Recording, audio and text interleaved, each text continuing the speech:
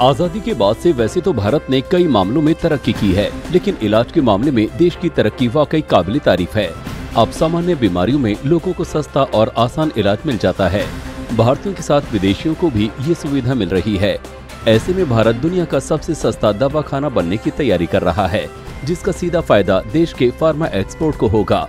हाल ही में आए pharma export के आंकड़ों ने भी भारत की इस क्षेत्र में बढ़ती ताकत का सबूत पेश किया है। नया जो बायोलॉजिकल सेक्टर में और जो नए पॉलिसीज भी जो गवर्नमेंट ला रहे हैं, उससे भी हमारी इंडियन फार्मा सेक्टर को काफी एक बूस्ट मिलेगी, जिससे मैं एक्सपेक्ट कर रहा हूँ कि जो हम लोग अभी जेनेरिक्स से जाने जाते हैं, जेनेरिक्स छोड़ के भी इनोवेटिव मेडिसिन में और कॉम्प्लेक्स मेडिसिन में भी हमारा इंडियन फार्मा सेक्टर अपना नाम और अपना पेनिट्रेशन काफी आगे करेगा। इनोवेशन पर फोकस करने की जरूरत है, जिससे कि R&D को बढ़ाकर न्यू प्रोडक्ट लॉन्चेस और टेक्नोलॉजी की स्मार्ट यूजेस से इस तरह के पेशेंट नीड को टैकल किया जा सके। सभी चैलेंजेस को ध्यान में रखते हुए हमें प्रिपेयर भी रहना होगा, जैसे कि ग्लोबल सप्लाई चेन ठीक होते ही डिमांड बहुत बढ़ जाएगी, इसलिए प्रोडक्शन हमारे पास पर्याप्त होना चाहिए। इसके अलावा इन्वेस्टमेंट को हर हालत में बढ़ाना होगा। फार्मा में भारत की तरक्की आगे नई बुलंदियों को चूमने के लिए तैयार है।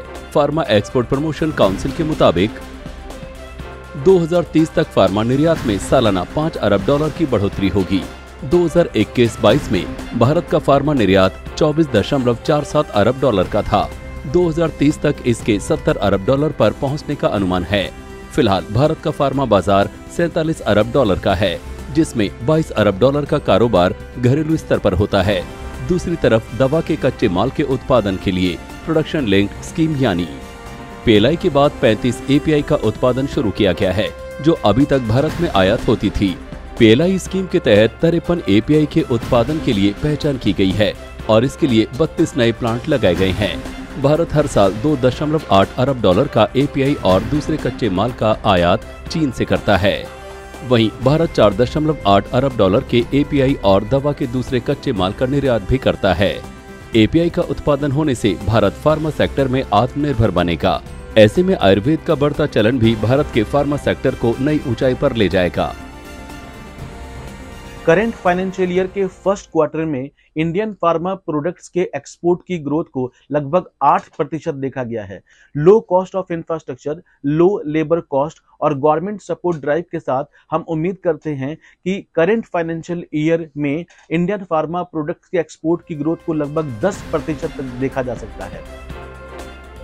दुनिया भर की फार्मा इंडस्ट्री में देश की धाक जिन वजहों से है, उनमें शामिल है कि भारत दुनिया की 20% जेनरिक दवा का सप्लायर है, दुनिया में लगने वाली 60% वैक्सीन का सप्लायर है, दुनिया के 206 देशों में दवाओं की सप्लाई देश से होती है।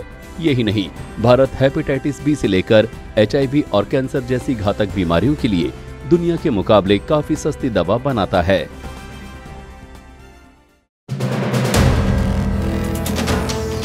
वीडियो पसंद आया तो हमें लाइक, कमेंट, शेयर और सब्सक्राइब जरूर करें।